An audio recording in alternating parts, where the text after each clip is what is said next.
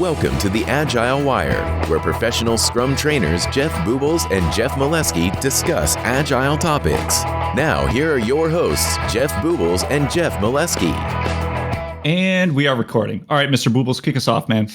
All right, so this week on the podcast, we got Marty Cagan joining us. Marty's the author of a couple different books, Inspired and the book Empowered.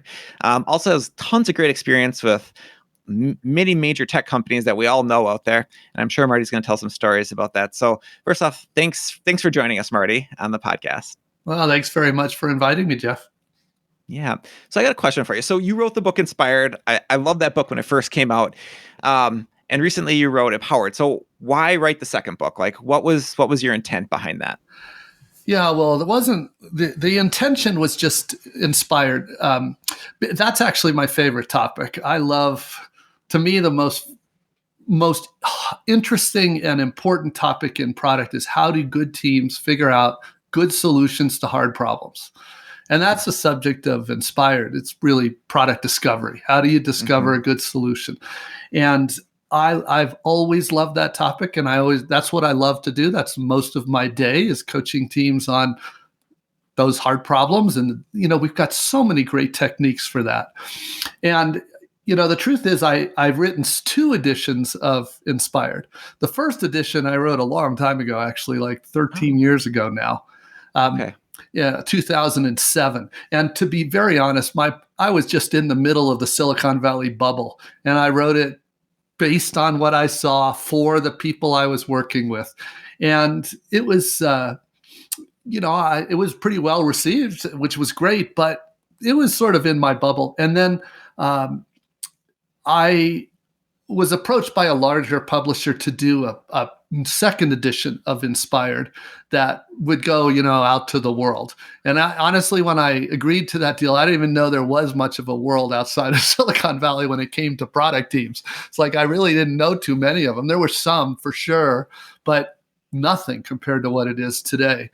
So anyway, I ended up doing 100% rewrite. There's not a single page from the first edition and the second edition. It was a complete rewrite, really, because the techniques, 10 years had gone by, right?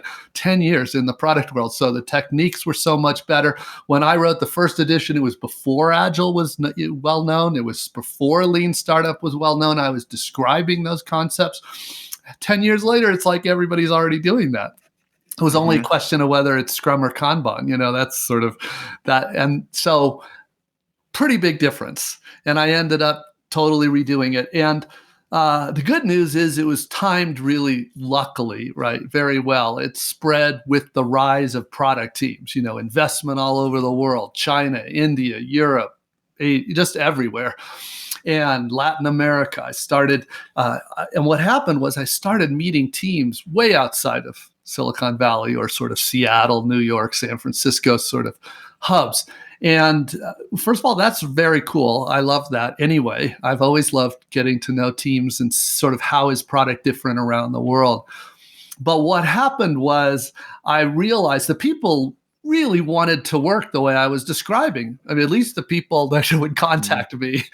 There's some natural selection going on there, but the people are like, we love this. We want to work this way. This makes so much sense. It sort of makes Agile useful to them. And then, but they started telling me, but the problem is our management won't let us work this way.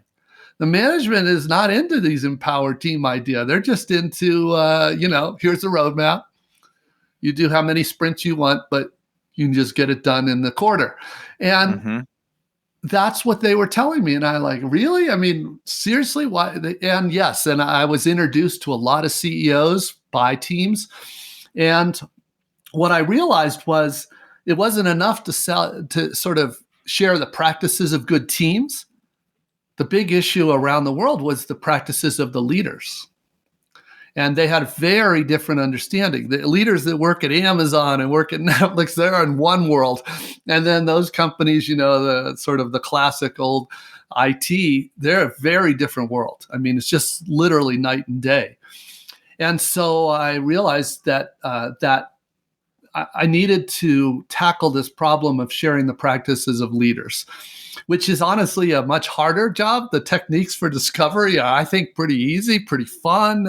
The techniques of leadership is much harder, actually. And these are much more sophisticated topics.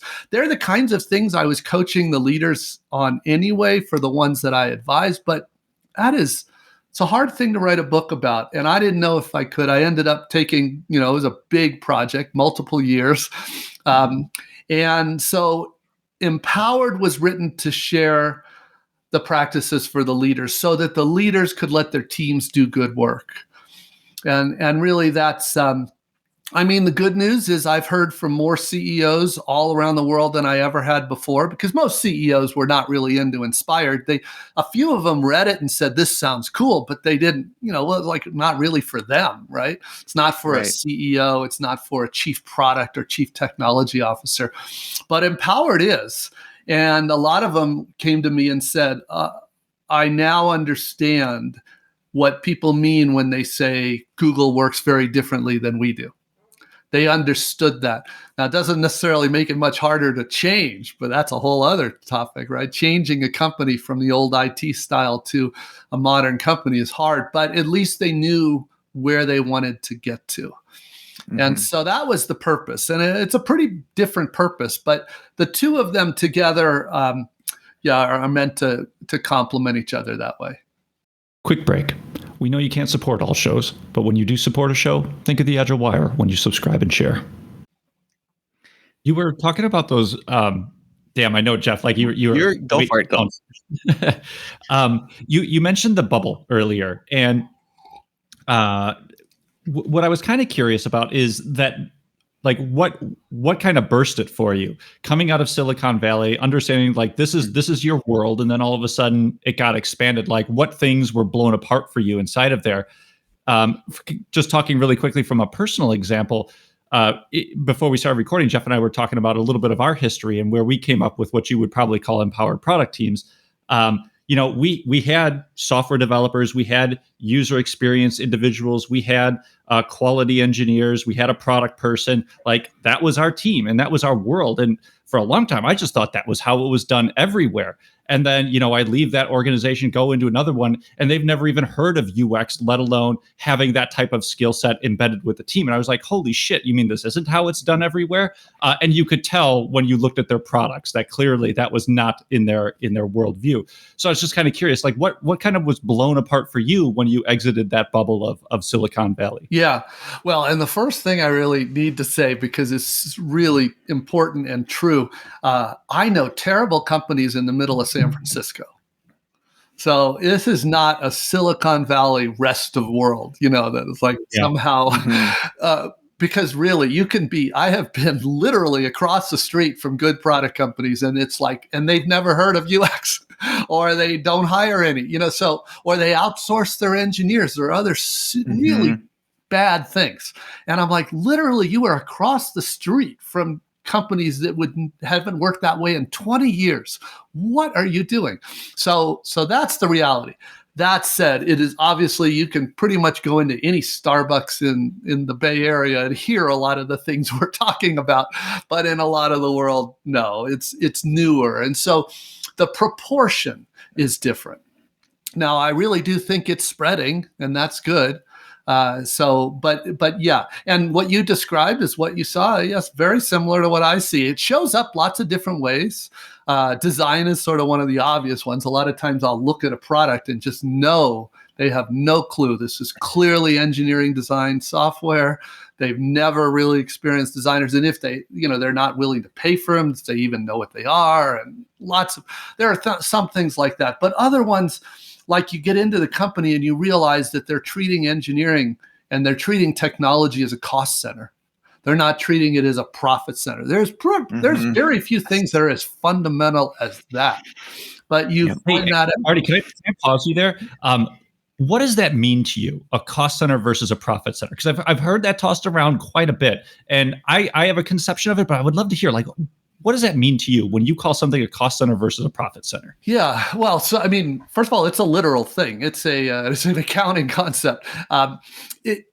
it just how it shows up is what's going on. So, for example, I actually highlighted this example in the book Empowered just because I thought it was so egregious. But you saw a couple years ago how Boeing 737 MAX crashed and killed so many people. And what was shocking, of course, was learning that their flight control software on that major plane was outsourced to some developers in India, which of course is not about India. It is about outsourcing. Why in the world would this company outsource mission critical software? This is not like their payroll system that Boeing outsourced. This is their jewels, right? This is the group that should have been doing the most fuel efficient, safe, comfortable flight control software in the world. Instead, they outsource it. What in the world would lead their leaders to think that was a good idea? Well, what it led to, they thought of as a cost center. They said, well, look at our loaded cost of an engineer. We can drop it to about a quarter if we go to use a group in India. Mm-hmm. Now, of course, they've lost so many billions in market cap. That is, nobody would argue that was a good financial decision today. But my question is, where does that kind of incompetence come from? And it comes from thinking of technology as a cost. This is how it is in almost every IT organization. In fact, that's what one of the clues is. They call it IT versus product engineering, right? Another clue is it's managed by a CIO, not a CTO. CIO is there to manage these costs and help operate the business. CTO is help build the products that power the company. So it means all of this. It's the difference between a typical Detroit car company and Tesla, right? Tesla views a Tesla is basically a computer on four wheels. And as opposed to, you pick your favorite old school auto company, they view it, well, we've got to have some technology because we need an entertainment system or we need an analog braking system. So we'll just outsource that to somebody. That's the difference in mindset. And to me, it was a very foreign concept. It was like, why? Because I grew up in the industry where we view technology as the core enabler for the business. But when I started visiting these other kinds of companies, banks, telcos, insurance companies, their view of technology is very different. And that's why you see so much disruption. If I had to point to one thing, I think that's the root of so much disruption. Companies that can't think of it as beyond a cost center, and then somebody comes along and realizes they're crazy. Technology is the foundation of this business going forward. We're not really an insurance company. We're a tech-powered fintech company, and we need to revisiting how we do this. Yep. It's almost like people have a mindset of like, I'm just going to go to Costco and I'm going to buy some tech off the shelf here and I'm going to plug it in over here. And it's just something you can buy as a commodity. And it's just not that at all. Like it's not that thing you can just go outsource and do, or you're going to get what you said there with Boeing. Like that's where innovation happens, is when we bring the business and the technologists together and build these great, amazing products. But, it's the real question to me is, how is it there's so many companies that still think this way? That's like, to me, in the year 2021, how is it possible when the most valuable companies in the world are not thinking that way? One of the things I realized, and I can get on these soapboxes all over the place, but one of the things I realized was it is still taught in most MBA programs that's how you view technology. We'll teach you how to outsource. We'll teach you how to manage your costs. And literally fresh MBAs out of some of the top programs in the world, that's what they think. And so in good product companies, we have to deprogram them from what they just spent $100,000 to learn, right? We have to get them to unlearn that. So to me, these are kind of the root causes that make this propagate, and why we're still talking about this, and why so many companies continue to be disrupted. Yeah, I think part of it, is the schooling, and there's a lot of emphasis. If you even look at the classes that people have, it's like detailed planning, standardization, centralization. Like those are the things that we want to teach people how to do. We still have lots of project management classes and MBAs instead of thinking about product, right? Just that's an internal focus versus an external focus. I think that's a big part of it. But also when people come in and they get promoted, it's like, oh, Jeff, you were a great developer. We're going to now make you the manager of these developers. And that's the only thing you've ever seen. Maybe that's why that happens too, is because I've only seen my manager manage this way. And so then that's the only example you have. So I think we can do something different. And books like that you've written have given people another way to approach these problems. Yeah. Oh, go ahead. I was just going to say, one of the things that often causes the change to successfully happen is that company happens to, either by design or luckily, they hire a leader that comes from a good product company.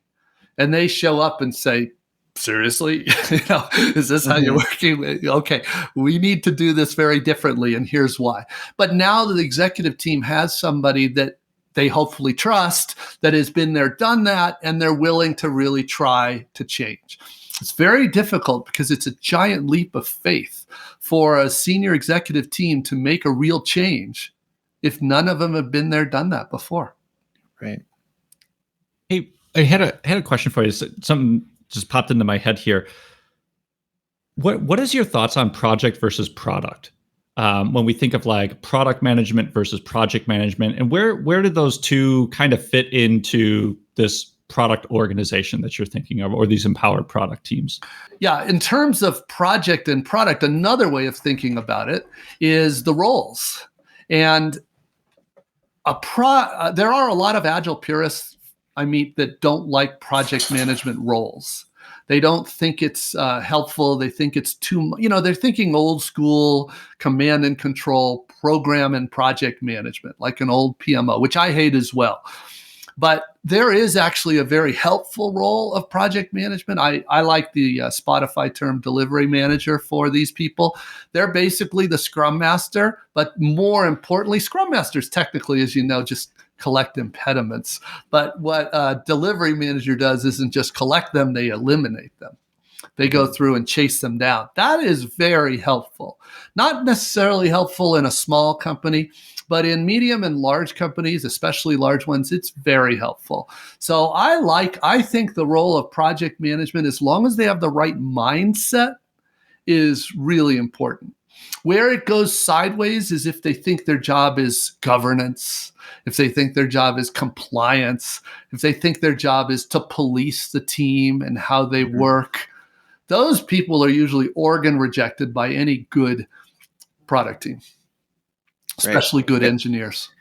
Work breakdown structures, assigning tasks, making sure people are doing things, managing dependencies, right? If that's where you're going as a project manager, that we've got taken care of at the teams. Like, let the empowered teams figure out how to solve the problems. But I think you bring up a good point. Like, there still needs to be somebody inside of your organization that works on bigger organizational issues. There are going to be things that get in your way. It could be the way you fund projects. It could be the way that you incentivize people. It could be whatever it might be inside of your organization that stops people from behaving the way you want them to be as an empowered team. Teams probably are going to be focusing on delivering value, and they're not going to focus on the organizational issues. And so I think having somebody that's aware of that is really important. And in Scrum, we call that usually a Scrum Master, but it could be whatever you want to call that role. But there's somebody that should be doing that. Yeah, being very honest here, in my experience, Scrum Masters are in no way, shape, or form qualified to really tackle those issues. No way. They can do it at a team level, but not at an organization level. And fundamentally, there's two ways to really scale an organization and deal with these bigger issues. The first way is scaling through our leaders. And in every good company I know, this is what they do. They scale through the leaders. So the people worrying about what you just brought up, Jeff, it's the people that know this stuff. It's the chief product officer. It's the chief technology officer. It's the head of design. They know how the organization needs to work at scale. That's what they bring to the table. Somebody that's studied, well, let me just step back and say the other way is to scale with process. And a lot of companies, I mean, that's what most big companies do that aren't a good company. in my opinion. They scale with process. They start looking at, well, what's the way to scale Agile? Oh, there's something called Scaled Agile Framework, which you probably know is complete bullshit, but they fall for it because, it addresses all the scale issues that they're thinking of, and some Scrum Master got a certification and said that's what we should do for scale, even though they've never, ever done it themselves. Right. Yeah, that is a problem, right? So don't scale by process. If you're going to scale, I think one of the big thing, you call it topology, I call it structure, team structure. And I used to call it team structure. That's what I called it in Inspired. But you may know there was a new book that came out by a couple DevOps guys, and that introduced the term team topology. And I knew one of them, and I asked them where they got it, and I love the term, so I started using their term, team topology, for this concept. Because the truth is, we never, as an industry, had a term for it. We just said factors in structuring product teams. Yeah, topology is probably a better term in that it. I don't know. It gives it a more clear name. When you say team structures, people kind of look at you with a blank stare and they're not sure what you're talking about. Yeah, you have to go explain it and everything. But right. But I like their term for it. I think it really works. And it seems to have got a lot of resonance. And so one of the things that I believe firmly is it's Craig Larman. He's really a big influencer of me, of where I've learned a lot from different things. And he's got these laws of organizational behavior. And one of them is culture follows structure. And so what he means by that is if you set up a certain typology or organizational structure, your culture is going to follow that. And especially in larger organizations, you see this all the time. And so I know one of the things that you spent a whole big section in your book talking about is that team typology and how do you structure things. And I guess maybe we can dive into some of that. One of the areas you said is there's like 3 main things that you like to think about: autonomy, alignment, and ownership.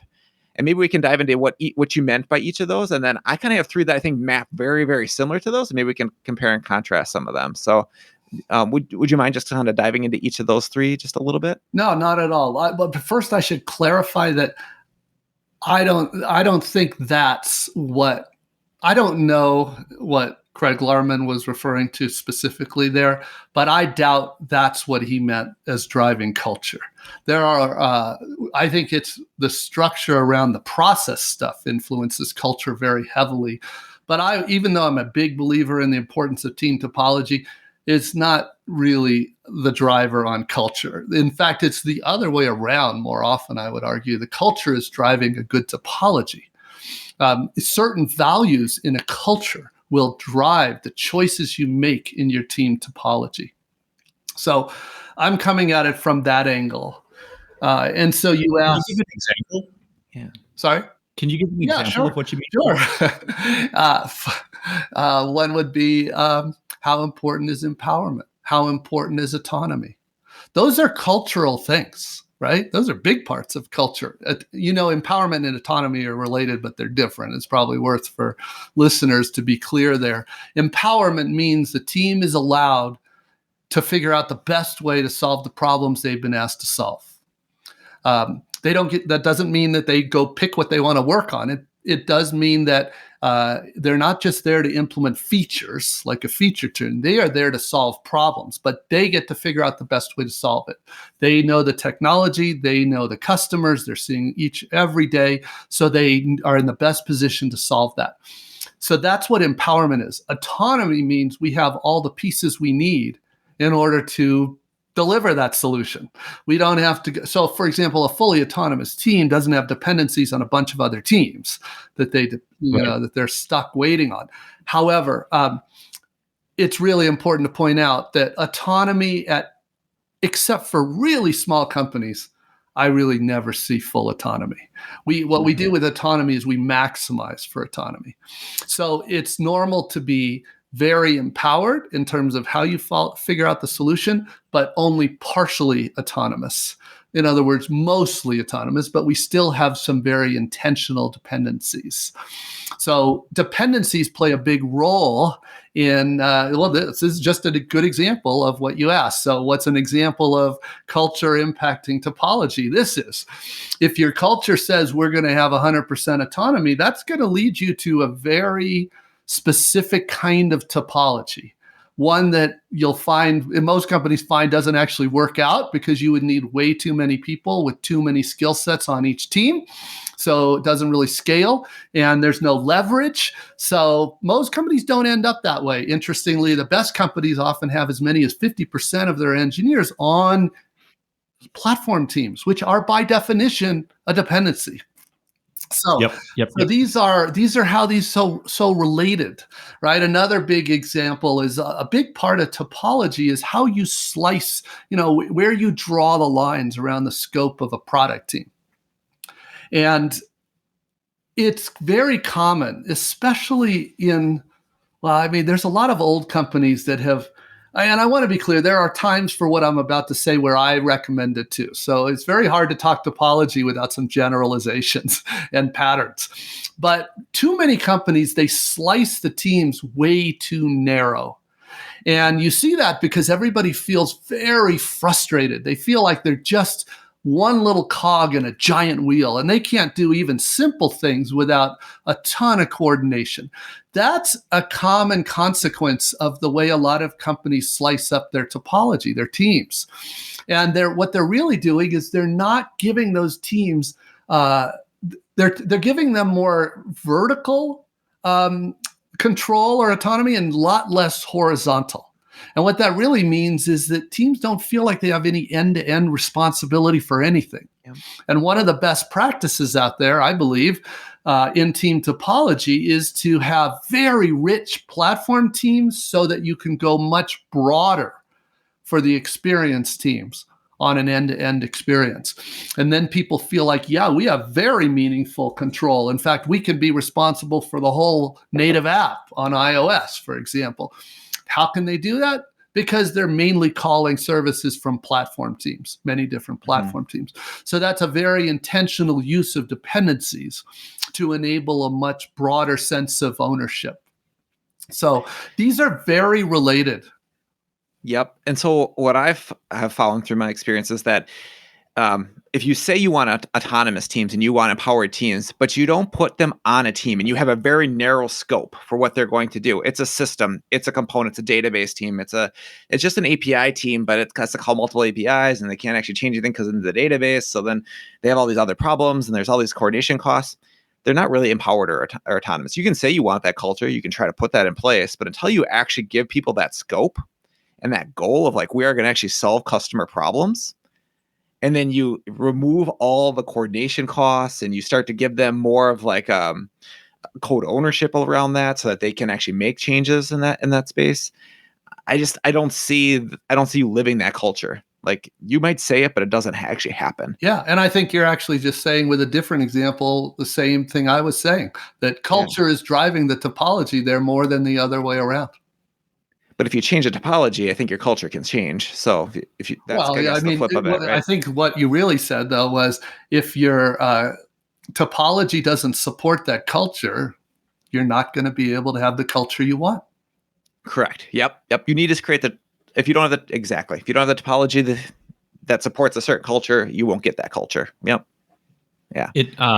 As you guys were talking about that, like those individual silos of areas, and you were saying earlier, Marty, like you're never, or I shouldn't say never, but like most organizations aren't going to put in place in my head, I thought about it as cross-functional teams, but it was the other word, not the empowered. It was the autonomous.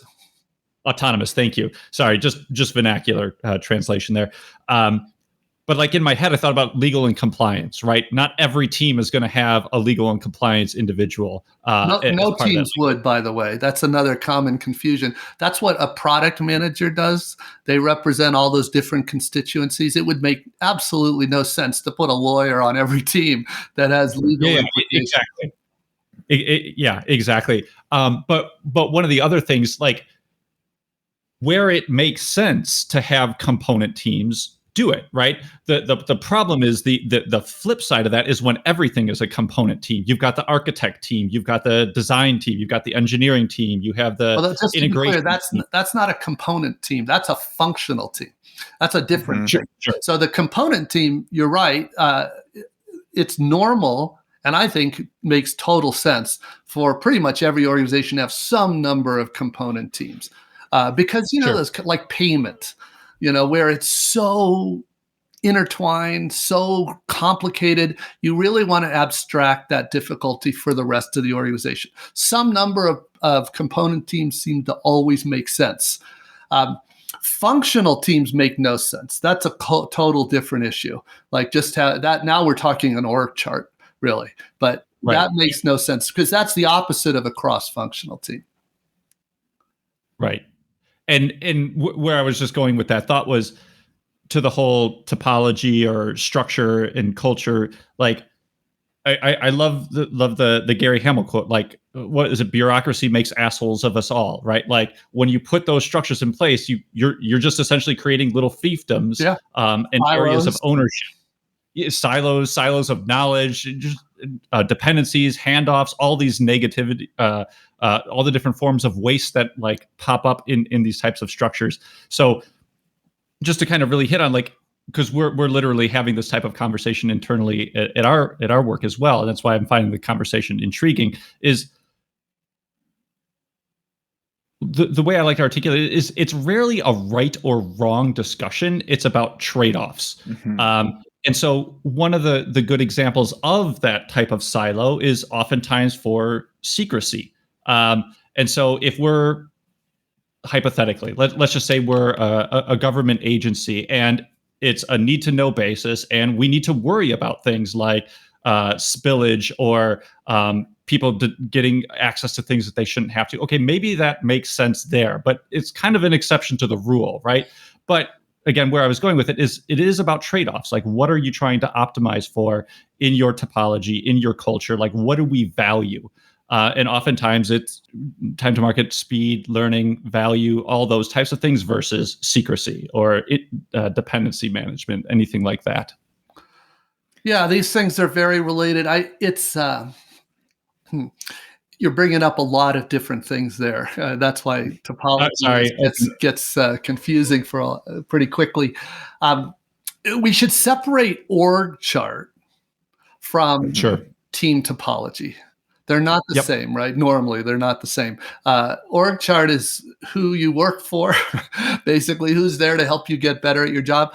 Not everybody, but about at least 90% of companies in the product space have what's called a functional org chart, right? Which just means engineers work for an engineering manager, designers work for a design manager. Same. That makes total sense. But that's not the team you work on. The product team or squad you work on, that's cross-functional. In every good company I know, cross-functional. There's usually a product manager, there's usually a designer, and there's somewhere between about 2 and 10 or 12 engineers of all flavors that are necessary, depending on the scope of that team. And they get support from user researchers, they get support from data analysts, data scientists, they get support from delivery managers, they get support from product marketing, but those are rarely on the team. They're more assigned to support multiple teams. That's the normal dynamic for the vast majority of companies. Now, you brought up this idea of there was one other thing you brought up in there. I'm trying to remember what it was. Remember what that was? Optimization, secrecy. Secrecy was the one. Thank you. So the secrecy point, that's normally not a dimension of the overall organization. It's not unusual that, for very realistic reasons, that one or more product teams will have, for example, very common, that authentication is something that is very sensitive.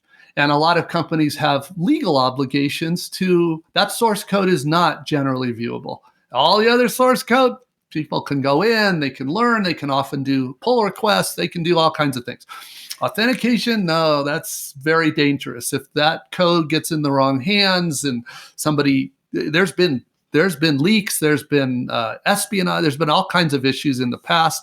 So you have to be super careful about that. So it's not unusual on a case-by-case basis for a team to have code that has got controlled access.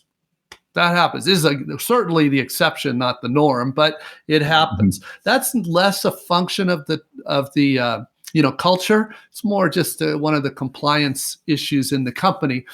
It does relate to this idea that in an empowered organization, teams own code. They really feel ownership of code. Doesn't mean that other teams can't look at the code. Doesn't mean they can't submit changes, but there is real ownership sense of that. Like the team that owns authentication, that is their stuff. Or the team that owns recommendations or search, they are the experts in that. And I think ownership is a big important point. This is a whole other dimension of topology, because there are people out there that believe that any team should go be able to work on anything, anytime. And they're just sort of random. They work on whatever feature of the day. And then they don't understand how there's no sense of ownership and, really more importantly, no innovation. And what's going on is, they're thinking of engineers like chess pieces that could just work on whatever. But in good companies, those engineers are working on that technology, that specific area they own for years. And that's where the innovation really comes from. So you could tell there's a lot of complexity. I would say, though, it's generally not black and white. It's not like, oh, I only own search and I only own recommendations. It's like, yeah, I own search, but recommendations, the team over that knows that the best, they can't help me, and I need to solve this business problem. And so I might be, if they're 10 out of 10 and figuring out how to write something in recommendations, I might be a 4 out of a 10, and I could do it if they can't help me, and we have a goal that we need to accomplish. So I don't know if you find the same thing, but I want people to be a little bit more broad and not just be like, I only have one area that I can do it. I want them to be able to jump into other areas and have the ability to do that. We may not do that all the time if it doesn't make sense, but if you need to, it makes you more responsive. This is where it's important. So absolutely, we want people, and honestly, for a lot of especially experienced developers, they can work on just about anything. They might need a little ramp up time on a new technology, but they can work in so many areas. But that's different than owning it. So for example, let's just take that hypothetical and say I'm on the search team. I need something done from the recommendations team. Normally they would just do that for me this week. I'd have it, but they're so crushed right now. But you know what? I can do it. So I do it, but they still own it. I do a pull request on that. They still have to say, okay. It may be that they are in the middle of some refactoring that I just screwed up and I had no idea. So they need to, if they're going to have ownership and responsibility for that, they need to be able to tell me, Marty, I know you had the best of intention, but you didn't save anybody any time. We need to redo that. That's the difference. So it doesn't mean that you're not allowed to look or make changes, but hopefully they were hoping that I would say, hey, you guys mind if I make this change? I'm going to do this. I'll certainly run it by you. You can do a code review on it. If there's anything wrong, I'll fix it. But that's the kind of communication we do. And more generally, most of the time, I don't have to go do that. We'll collaborate on this. You'll do your part, I'll do my part, and it'll all come together. Mm-hmm. So interesting. This has literally been conversations that have been coming up over the past week.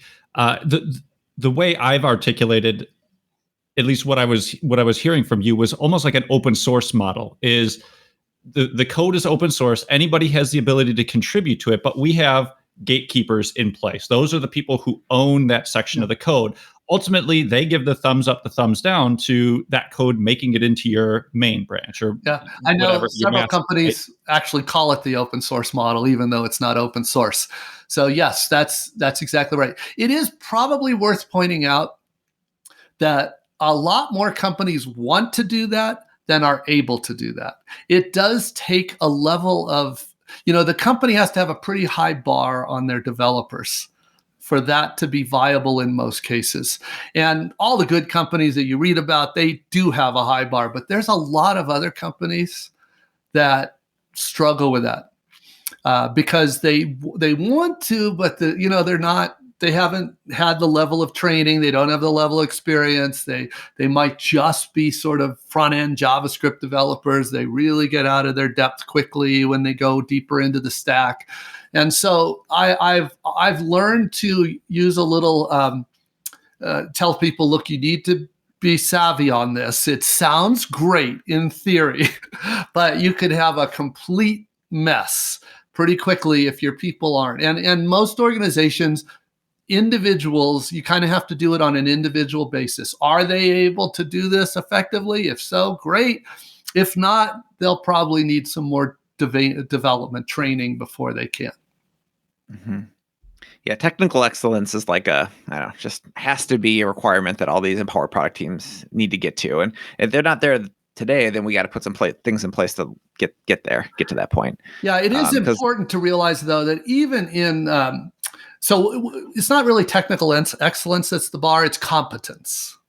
It's competence. They have to be competent in their skill. So a designer that's not competent, not helpful, a product manager. And it's similar with engineers. It's not unusual that a team has a mix of engineers. They might have a front-end engineer. They might have a test automation engineer. They might have a recommendations or a machine learning engineer increasingly. So it's not unusual to have different skills on a team. That's part of what makes cross-functional. We don't have this arbitrary bar that says you have to be completely full stack to work here. Some companies say that, but very few actually do that. And in truth, it's not necessary either. Because every team has a minimum of 2 engineers, really, and often more like 6, 7. So it's okay if different engineers have different skill sets. But they do need to be competent engineers. And the biggest problem is actually not competent engineers or designers. It's competent product managers. That's the one that most companies really struggle with. So what? Go ahead, Jeff. No, I was going to go with the product manager. So I was like, well, how do you get to competent product managers? That was my question. What does that mean? What does a competent product manager mean? Yes. Well, first, there's what it means, and then how do you get them? What it really means is really 4 things. And I want to be. And first of all, we should preface this: in a feature team, you don't even really need a product manager. They're called product managers, but they're really project managers. So I'm talking only here about empowered product team, because in an empowered product team, we have 4 things we're trying to solve for: value, usability, feasibility, and viability. The designers clearly are responsible for usability. The engineers are clearly responsible for feasibility. But on an empowered product team, it's the product manager that's responsible for value and viability. And in order to be able to contribute on value and viability, it means several things for the product manager. First, that they have to be an expert on your real users and customers. So that means a lot of face-to-face experience with real users and customers. None of those thinking, this is one of the things I've always hated is companies that split the product manager and the product owner, because you break this. And it's why there's a lot of bad by that, but it's the biggest reason why we don't see innovation in that model. It's exactly not doing that where you get your innovation. So they have to have deep understanding of your users and customers. Second, you have to have deep understanding of the data. That's the web analytics data, the sales analytics data, the data warehouse data. You have to know how the products are actually being used. You might get help, hopefully, from a data scientist or data analyst, but you own that. You're responsible for that. The third is often the biggest one. Like I said before, it would be nonsensical, this idea that, we need a marketing person on the team, we need a salesperson, we need a service person, we need a legal person, we need no, that makes no sense. First of all, it would waste a tremendous amount of money, but second, most of those people would just be bored silly. So no, Can I pause you there? Here's my tactic. Tell me what you think about it. So usually I have teams and they start complaining about, they're like, I can't get something done because of legal or security or whatever. I'm like, well, how often does this really happen? And so I have them create a dependency frequency chart as one common practice that I like to use. Yeah, but that's not really the point. There are always, once in a while, there will be something. The key is, how are you going to address that? One way, which I already said, and you're saying the same thing, it's kind of ridiculous to this notion of dedicating a person on the team. But an equally bad way is they say, okay, we have a decision to make. I'm going to call a meeting with all these stakeholders, get them in a room and let them fight it out. That's the project management, not product management. Mm-hmm. The third responsibility for a product manager is to learn the different dimensions of the business. So you need to sit down with that lawyer and say, tell me what I need to know about this. What are you worried about?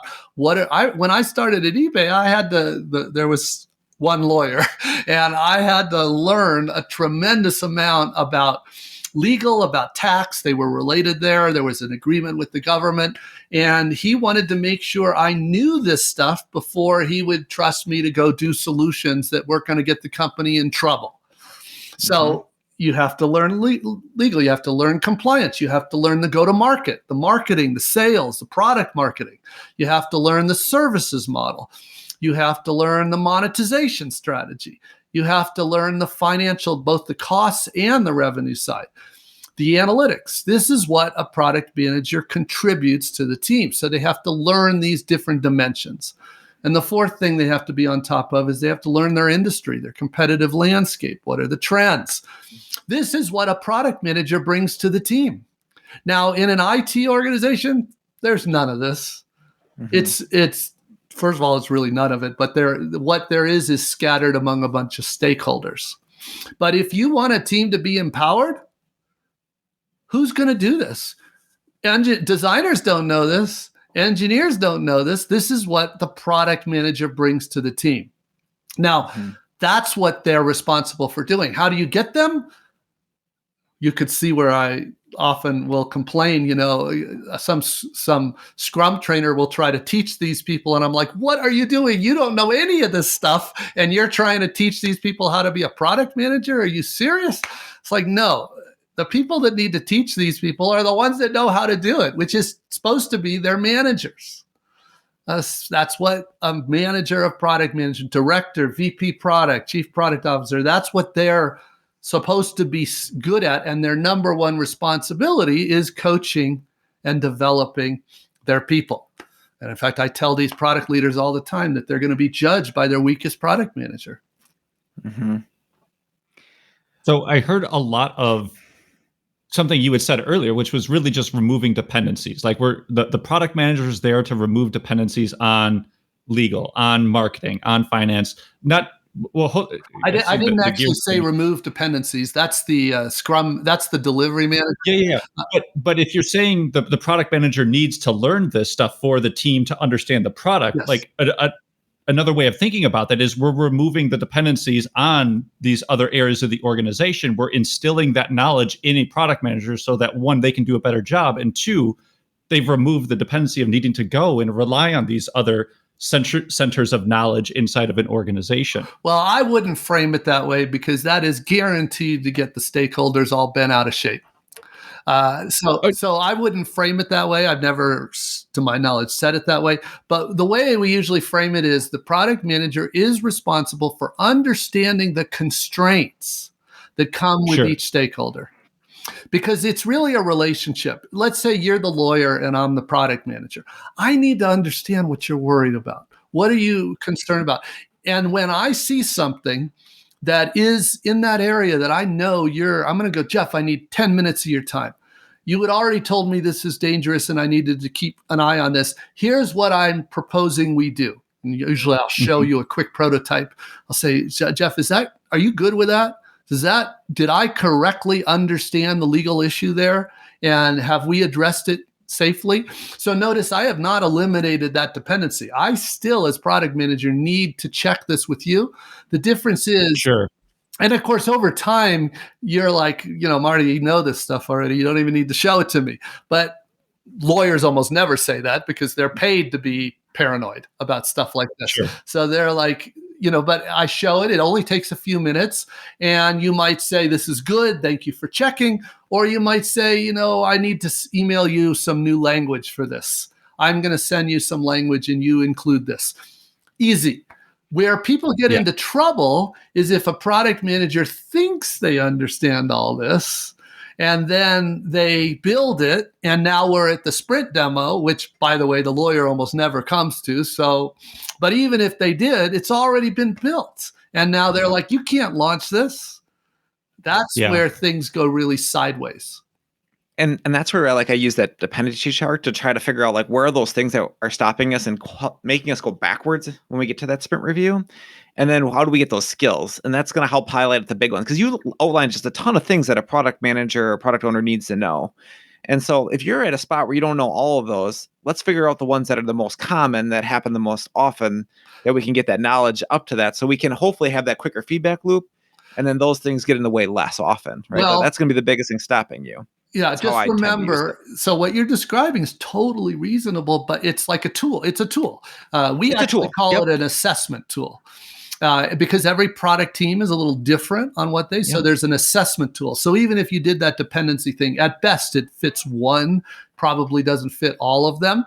But in an assessment, your manager, your director of product management's job is to assess you, each product manager, and say, all right, here's your situation. You already understand these areas very well. These areas you don't. So we are going to get you some training, some help on these areas. When I think you mentioned you guys started as an engineer, and I did too. And then I learned product. I had huge gaps. While I knew engineering, I didn't know our customers. I didn't know our go-to-market. I didn't know the financials. I didn't know the analytics. All these were gaps that my manager, or the person who was coaching me on product, very quickly said, in fact, I remember he told me specifically, I'm not allowed to make a single decision for the team until I address these gaps. And so I got to work. But it isn't a tool or a template that does that. It's a person that knows what they're doing, that cares enough about you that they can raise you to competence. Why do you think that's such a big challenge? At least I see that as a challenge in a lot of organizations, where the manager, the director of product, they don't see that as their job, is to bring up the level of the product managers or the product owners. They see their job as... You just answered it. They don't see it as their job. And this is one of the big cultural differences between great companies and the rest, is they don't see it as a job. The truth is, I already shared, most teams, the weakest link is the product manager. The reason for that is in most those same companies, the weakest managers are those managers of product managers. And so it's sort of a propagating issue, self-propagating issue. And so we want to fix that. And it starts by you hold the manager accountable for getting those product managers competent. And if they can't do it, you need to get somebody that can.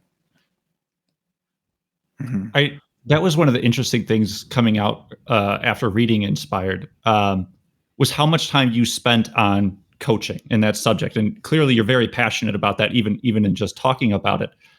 You're referring to Empowered, I think, because that's the one that had is it? Big. My apologies. They're both good, but yeah. Because in there you talked about, it's not Bruce Campbell, because that's the actor. Bill Campbell. Bill Campbell. Yeah. And that actually led me to read that book, $1 Trillion Coach, which I really enjoyed. A lot of that, though, I don't want to oversimplify it, but what I heard a lot of in there was just giving a damn about a person, like really humanizing a relationship, and direct feedback. Like, don't filter it down. You just tell people where they are lacking.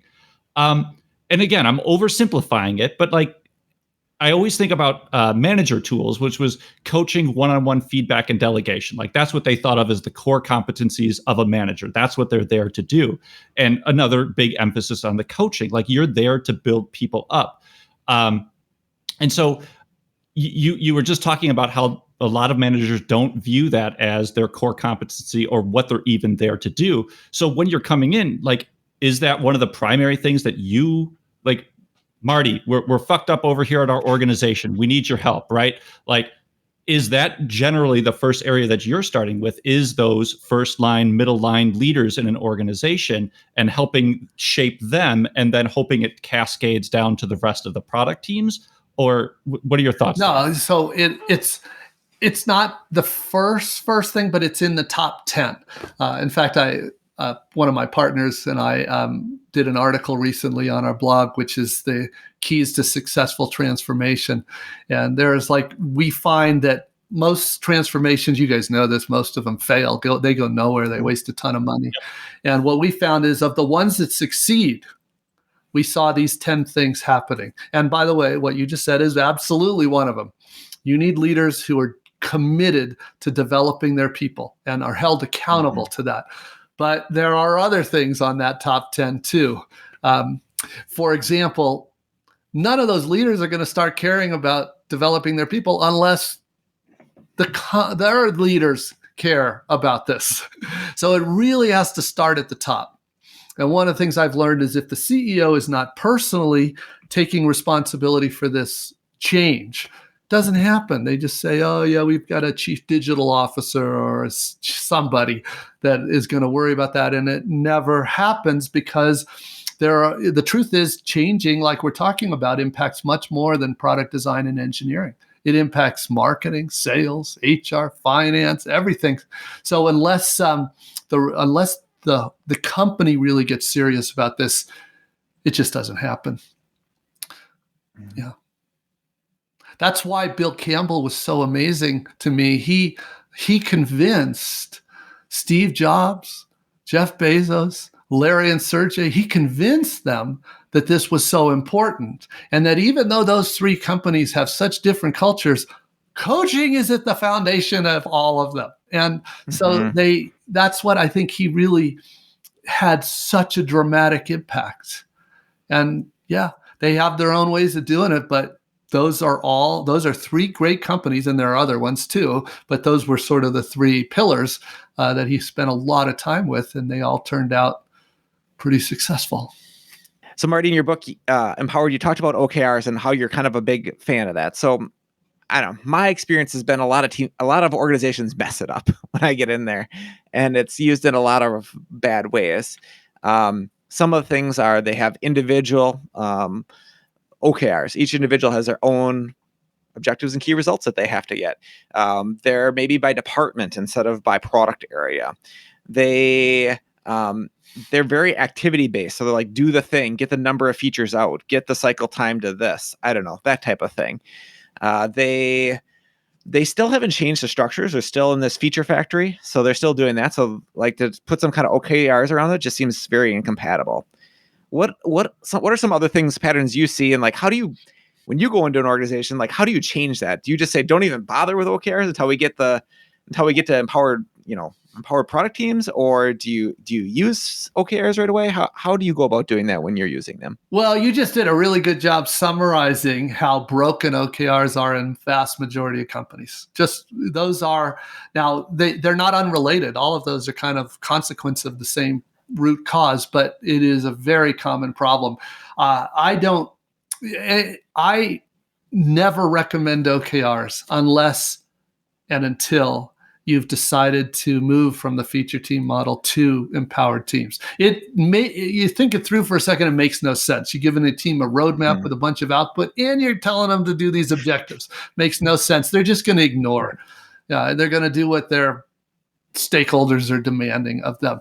So and that's really the root of why there's been such a mess. And I do blame, there was a Google video done several years ago, just trying to, oh, it's easy, and just showed it's easy. Conceptually, it was easy. What they didn't say in that video was the reason it's a natural thing is because it was created around the empowered team model.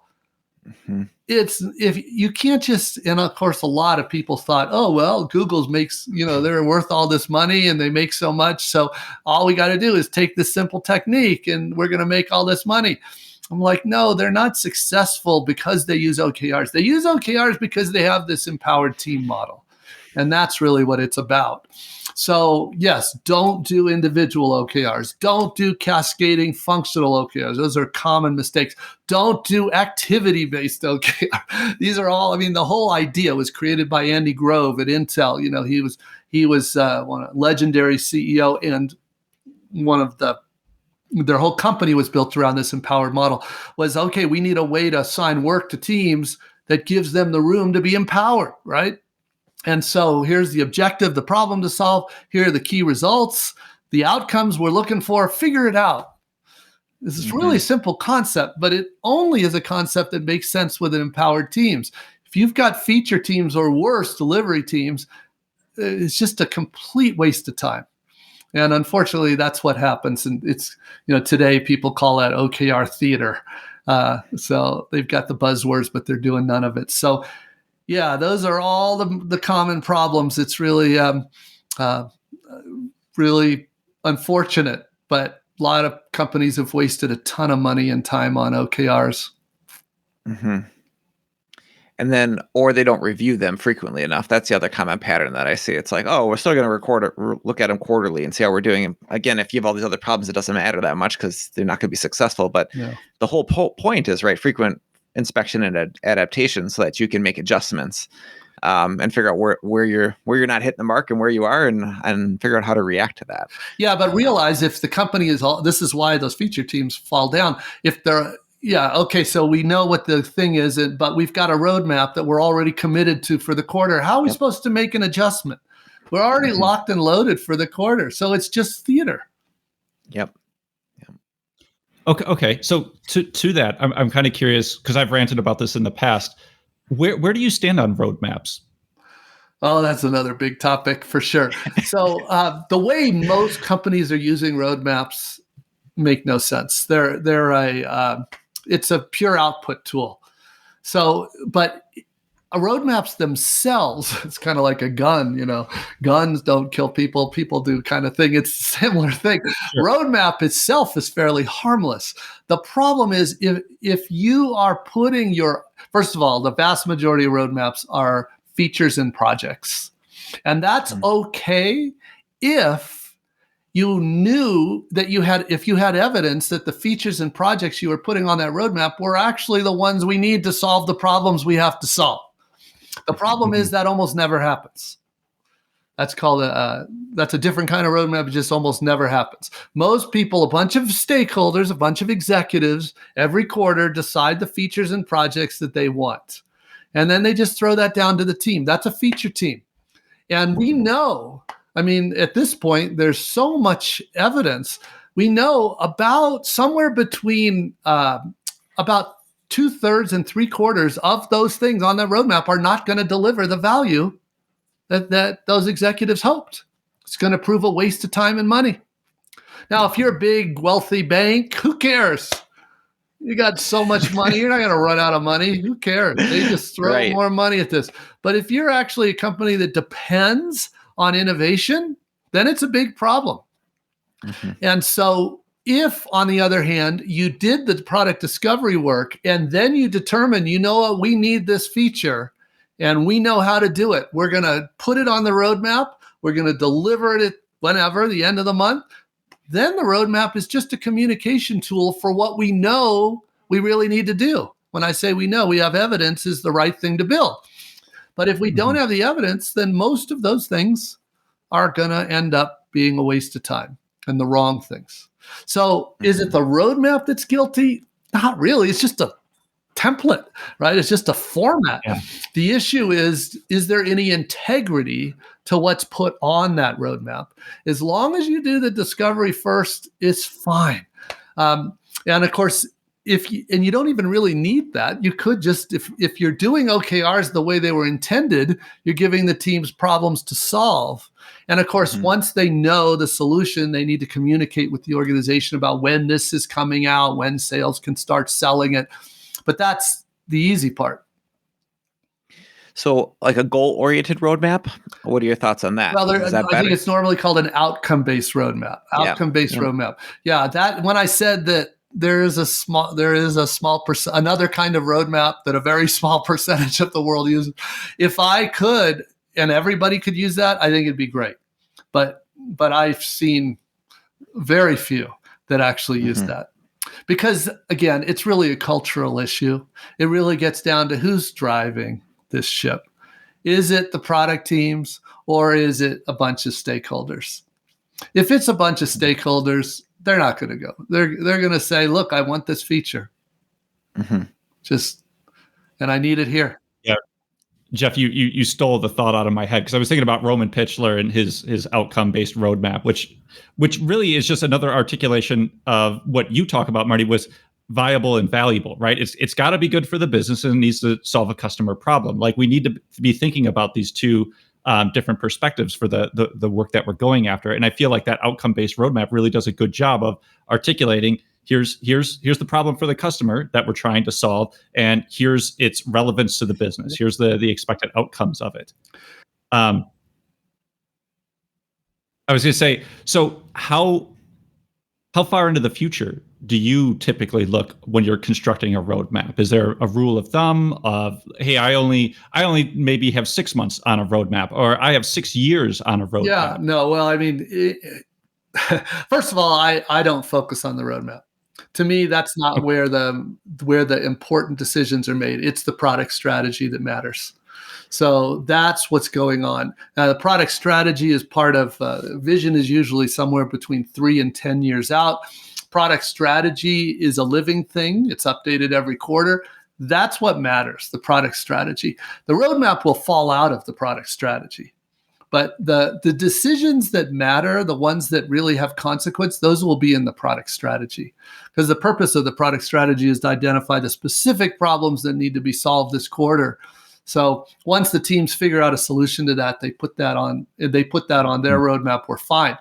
But it's not about the roadmap, it's really about the strategy. I don't remember what the exact stat was or how you phrased it. And it might have been in Inspired, actually, when you wrote this, because it stuck with me. But I wanted to ask you what this is like. Empowered product teams should be doing, I thought you said something like 20 to 30 discoveries every single week or something like that. Can you explain? Yeah. Okay, go ahead. It was a good product team that has got the skills it needs, it is empowered to solve the problem, should be trying out somewhere between 15 to 30 ideas per week in discovery. Now, normally what that is just a ton of prototyping. A ton of prototyping. We have 4 main kinds of prototypes that teams use, and most of these are very fast. In fact, you could easily do 20 in a single day. That is not hard. If you do something like a discovery sprint or a design sprint, you're probably doing many every day. But on an ongoing basis, 15 to 30, use whatever number you want. But usually you'll hear a minimum of 15. But I always hesitate to go too deep on this, because that's a vanity metric, right? That's a vanity. Oh, I had a team just last week that emailed me, said they hit 50 in a week and they were so proud. And I'm like, that's great, but did you actually solve the problem? Yeah, right. Did you solve the problem that you were trying to solve? Why were you doing those 50 prototypes? Well, if there was a really hard problem, then what really matters is, did you figure out a good solution in all that prototyping? If the answer was no, then, well, that's sort of a hollow victory. If the answer was yes, you're awesome, right? That's the point. What would have taken months, you can do in a week. And you could ask your engineers to build every prototype, but that would be incredibly slow and wasteful. So we do prototypes instead in discovery, not delivery. If you're doing them in your Scrum sprints or through your Kanban work, if you're using your delivery tool to do your discovery work, it works, don't get me wrong, but it's just so slow and so expensive. And the engineers get frustrated because so much of what they build has to be redone all the time, over and over. So that's a pretty bad way to do discovery. We prefer to use the techniques for discovery and the techniques for delivery and delivery. So that's what's really going on. Does that make sense? So if not entirely, at least I didn't grok it. So if you're like, are you what I'm struggling with is the ongoing nature of discovery. If discovery is just something we're always doing, yes, just like delivery is something we're always doing, right? Mm-hmm. Yeah, absolutely. And so it's really not complicated. Think of it this way: discovery is figuring out what needs to be on the backlog, and delivery is building out that backlog. Yeah. Okay. So it's just like this cycle. But I guess where I was getting lost is you were saying, like, essentially what I heard was doing it inside of your typical cadence causes stress or dysfunction with the engineers that are building it. So is the recommendation actually having like a dedicated sub team? Like this team is doing the discovery portion that feeds over into the delivery area? I see what you mean. Yeah, no, I understand. Okay, first of all, it's really important that you not have different teams. Some people make that mistake. They have a discovery team. Cool. On the same page right there. So it is one product team. Full stop. Okay. One product team, squad, whatever your favorite term is for that. Yeah. I don't like the term Scrum team for this because that implies just the delivery side, right? So it's not, a Scrum team is a bad word for this. People get confused. But within a product team, the team is doing discovery and delivery work every day. Okay. And yes, if they're using Scrum, then the delivery work is using Scrum as their process. If they're doing Kanban, it's Kanban. Fine. We're talking about the discovery side right here. And just like in delivery, it's essentially the engineers, right? There's a little bit of time you need from the product manager and designer to answer some questions that come up, like use cases that weren't thought through, whatever. I usually tell teams it's, budget about an hour a day so that your product manager, designer of their time to be able to answer those questions that come up in delivery.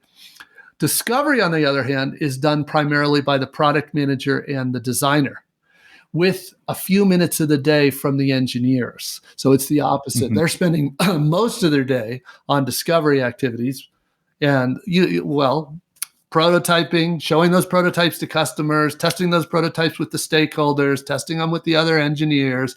So they're doing that most of the day. But what we need to make sure happens is we get about 30 minutes from the key engineers on the team every day to play with those prototypes. And we're asking them to play the prototypes for two reasons. The first is to see, is there anything in that prototype that should make them nervous? That makes them nervous? Legacy issues, tech debt, whatever. And the other is, because they're working with the technology, is there any better way to do this? Mm-hmm. So that's why we're asking. So they're playing with a prototype that was usually created by a designer for a few minutes every day. And that way they're constantly up to speed. One of the things I like to tell to make this real, I like to tell the engineers, if the first time you see an idea is at sprint planning, your team has failed. Yep. So the sprint planning is the easy part. Now they're just deciding, are we going to build this on this next iteration or not? But they already know what it is. They've played with the prototype for several days. They've asked their questions. They've made improvements. So, yeah. Okay, cool. A lot of times in these discussions, it's just interesting around terminology. And like Jeff and I, we would call that just typical refinement. Like to your point, if sprint planning is the first time the team is seeing something, like you let the team down. Like they should be well aware of what this thing is. They've seen it before. They've had input on it. They've identified key risks that we need to consider. Like as a product manager, yes, I used to code, but that skill's been off the table for a while now, right? Like I need the experts, the real wizards to come in here and let me know, like, Jeff, if you do that, just understand that this is what that means, right? We're going to have to dive in deep into the bowels of the legacy system and update these old infrastructure pieces. Like we can do that, but you need to think about that in your scope, in your ROI calculations, and all the things that we're thinking about from the product management side when we're thinking about sequencing work and what's worth going after. So totally in alignment. It's worth clarifying too, because a lot of people, they get that in theory. It's pretty straightforward. They get the theory, but in practice, they kind of mess it up because in practice, they think, well, that's what, we've got user stories. We'll just chat about the user story. And they think of that as discovery. Yeah, we're talking about the user story. We're fleshing out we might even do some story point games. But then they find they really didn't know anything. Mm-hmm. Right. They really didn't know anything. And one of the lessons learned is that don't trust. If it's important and it's risky, don't trust anything less than a prototype.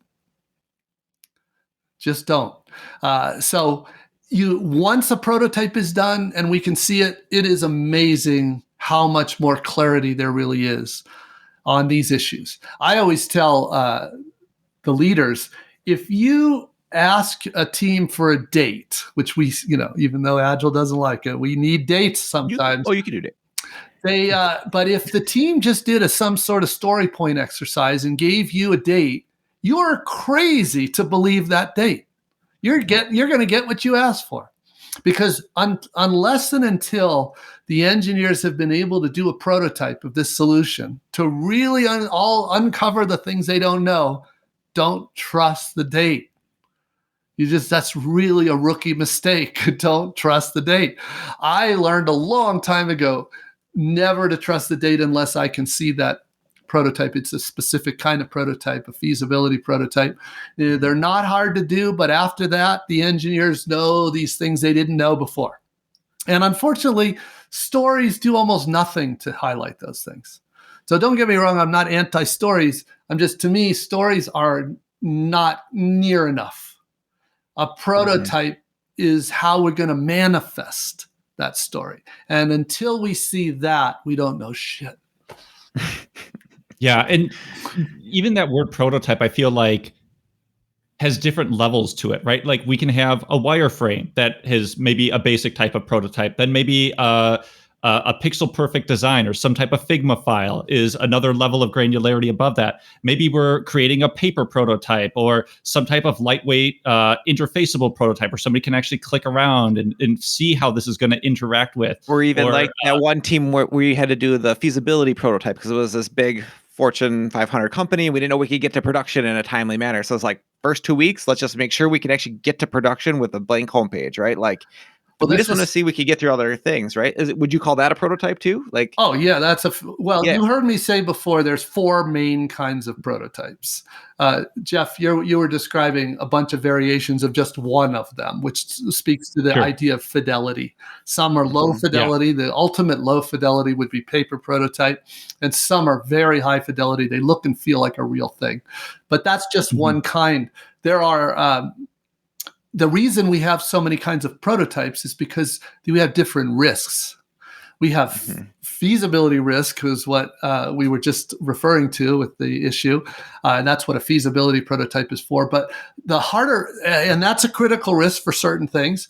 The harder ones are usually around value risk and viability risk. And so we will do other kinds of things. This is where a team needs real skills. They need to know that if we're testing viability, for example, probably that wireframe prototype is not going to be useful, for example. If we're testing value, that paper prototype is definitely not very useful. And so, we need to know when it's appropriate, when it's not. And this is the kind of thing a competent manager teaches their product managers. Competent design manager teaches their designers. So that they learn these things so that they can be ready.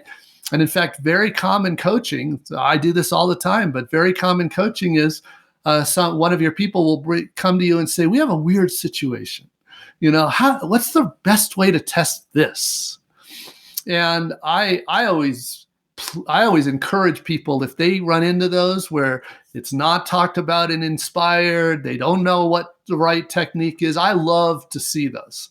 Because I probably, I'm a lifetime student of these techniques. So I love it when I find something I've never seen before. And I then will reach out to a network I have and I'll ask them, have you guys ever seen anything like this? What have you used to address this? But I'll tell you, it's pretty rare today that I think that I run into something I haven't seen many times. Hey, Marty, at this time, thank you for joining us on the podcast. Is there anything you want to promote or, get out to our listeners besides for your 2 amazing books that you want to share with them? I would, maybe the last thing I'd say is whenever anybody asks me, how do you really learn product? It's not from a book. It's not from a class. It's from go get a job working for a good product company for a manager that's been there, done that, and is willing to help you learn. That's really where almost everybody I know that's really good at product learned it. They learned it from someone who's been there, done that. You've probably seen a lot of the best companies have these APM programs, they're called. They're apprentice product manager programs, and they're meant to accelerate that coaching. And they are hands-on. They put you on a real product team. They give you a sometimes daily coaching, but a minimum weekly coaching. That's really how you learn this stuff. And so hopefully people will, on their next career move, pay more attention to that. Don't worry so much about what the product is. It's tempting to work on a sexy product, but if the company is good product company with a track record of innovation, if the hiring manager has worked at a good product company and is committed to developing people, that's the best thing you can do for your career. Thank you for listening to the Agile Wire. We are consistently inspecting and adapting ourselves. We would appreciate feedback at feedback@theagilewire.com or on iTunes, Spotify, or Google Play Store. See you next time.